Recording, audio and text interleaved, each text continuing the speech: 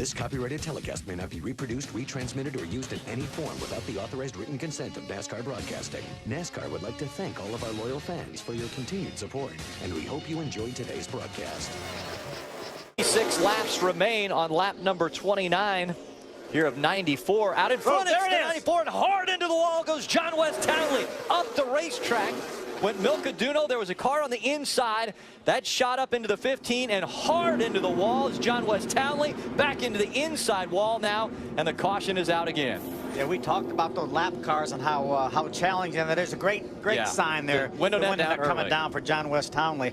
But Milka got to that lap car and she veered out to the outside, made contact with John West, and he had absolutely nothing he could do about it. Just turned him into the outside wall. There's thank goodness for the safer bearers. You see, here's the lap car inside of the racetrack. You see Milka, she's got room now, but when she gets there, she's going to veer to the right. John West was right there. Just turned him into that outside wall. Bobby Gerhardt actually made contact with a 25 of Justin Boston in the aftermath of that. Take another look. Watch the 35 move up the racetrack right into that 15 and hard into the wall goes John West Townley. The 15 actually was coming down just a little bit as well. And one that came onto pit road. Coming through the tri-oval. Green flag back in the air. We're back underway. Interesting start approach there by the O2 of Williams. You know, he left the outside open, and it actually is going to hurt Tommy Prater more than anybody right there. We see Frank Kimmel get a run to the inside there and pull up the back bumper. Whoa! Little contact there. Milcaduno gets into the 2, and around they go behind him. Great infinger caught up in this. Also, Tommy Hesser in the 77 up into the wall. Caution comes out. More contact. Bolamassis also involved in this. The 19, Donnie Neuenberger. The 3 of Jude Charlson. Look at all the damage. James Hilton, 78-year-old James Hilton with a lot of damage to the 48 car. Take another look at this from the restart. Again, Kimmel was moving to the inside of that 2. Tommy Prater out in front. It's Josh Williams. Everything happens back behind. You look at the 35.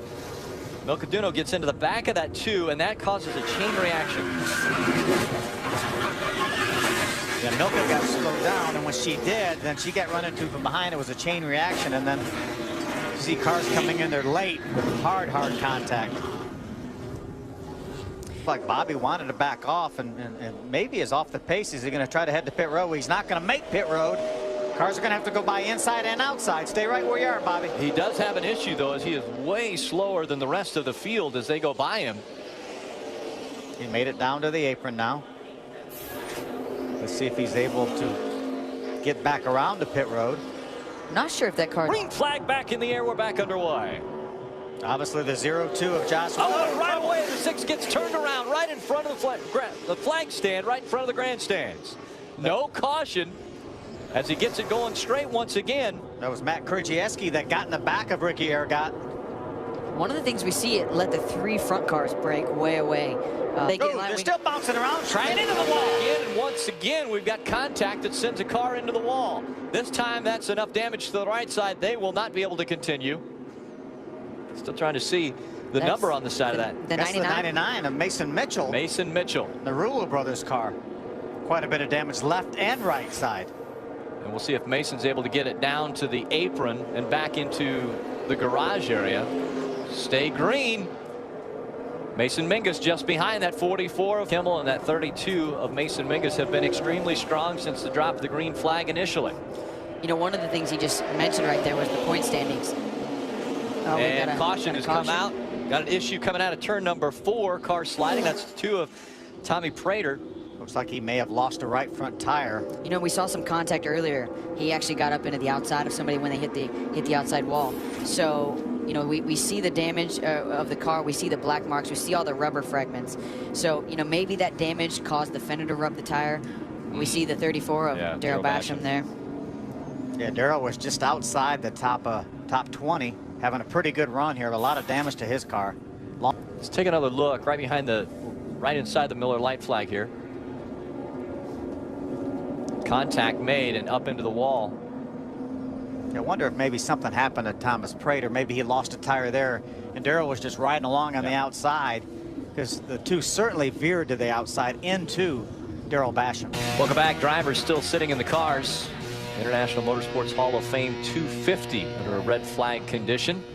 I think pit road is drier than it was before we went away to break. I think it's drying fast. Frank Kimmel. It's like celebration up here. Jim, are you with our winner today? And indeed, they have called the race due to weather. Frank Kimmel wins career win number 77, 2 at Talladega, but a racetrack I'm sure he's happy. He's won here again for the second time. It's been since 2006, but in the last 8 races, no worse than 11th here, and Frank Kimmel had the car to do it. Phil, you talked about the winning pass with Rick and the replay. We won't talk about that. We'll talk about how happy this man is. Thank you. With his Motorsport team. Frank Kimmel, your team made the right call. You made the right move on the racetrack to get around Josh Williams. Tell us about how big this win is here at Talladega. This copyrighted telecast may not be reproduced, retransmitted, or used in any form without the authorized written consent of NASCAR Broadcasting. NASCAR would like to thank all of our loyal fans for your continued support, and we hope you enjoyed today's broadcast.